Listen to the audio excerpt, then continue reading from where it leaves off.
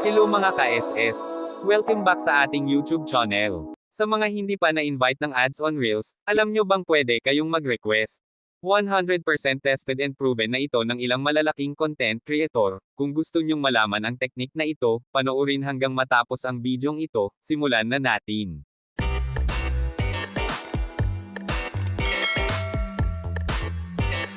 Buksan lamang ang iyong Facebook profile or page, or kung ano yung ginagamit mo sa Reels. Okay, kapag andito na tayo sa ating profile or page, ay i-click na po natin ang si dashboard. Dito guys ay makikita natin ang performance na ating account, screenshot lang po natin ito. Sunod naman na gawin ay pumunta sa monetization. Siyempre screenshot din natin yan, para makita ni Meta na wala pa tayong ads on Reels. Okay, i-back lang natin yan, tapos punta naman tayo sa profile recommendation.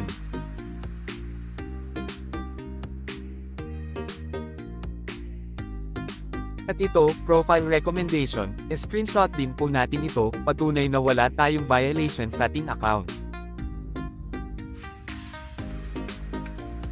Okay, ngayon guys ay pwede na tayong mag-request ng ads on Reels. Buksan nyo lang ulit guys ang Facebook application, either yung profile ba or page. Ang next na gawin ay i-click ang menu icon. Tapos scroll down lamang, at pindutin ang help and support. Next na pindutin ay ang report a problem.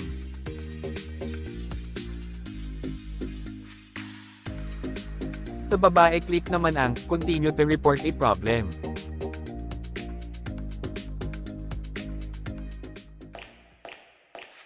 Pagkatapos i-click ang include in report.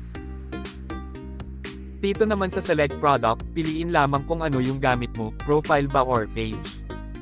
For example yung profile ko, kasi di pa ko mount tayo sa ads on Reels.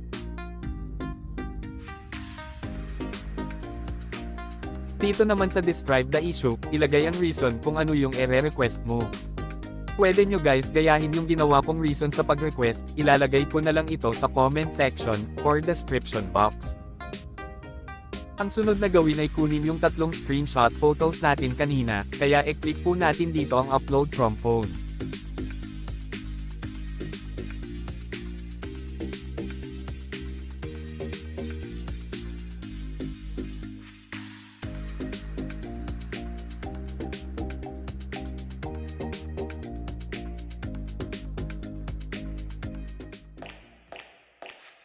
Pagkatapos nyo na po makuha yung tatlong screenshot photos, ay i-click nyo na po yung send sa taas.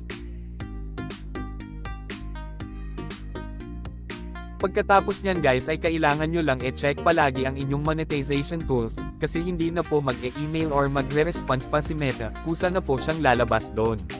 Apps, huwag kalimutan mag-like and subscribe para sa marami pang videos.